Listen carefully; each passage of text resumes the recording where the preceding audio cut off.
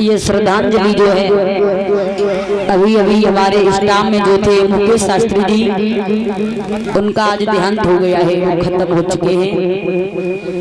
तो देखेंगे मुकेश शास्त्री के बारे में, उनके पुत्र हैं अच्छे शास्त्री जी। ये श्रद्धांजलि जो नंगला मोच के रहने वाले थे मुकेश शास्त्री जी, बहुत ही अच्छे कथावाचक थे। अभी अभी फोन आया हमारे भाइयों के पास, एक्सीडेंट में उनकी मृत्यु हो गई है। उनके पुत्र जो थे वो भी शास्त्री हैं। देखेंगे श्रद्धांजलि मुकेश शास्त्री के बारे में। बड़े दुख के साथ कहना पड़ता है कि हमारे स्टाफ की बात थी कि भ्राती निरा मोई बनी गए। मुकेश शास्त्री जी के बारे में श्रद्धांजलि।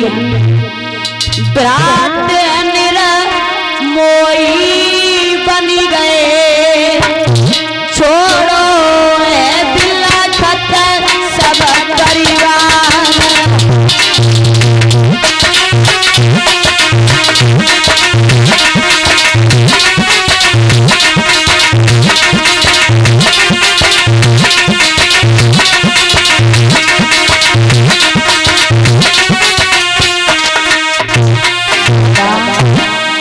बहुत सुंदर कथावाचक थे, बहुत उन्होंने नाम किया।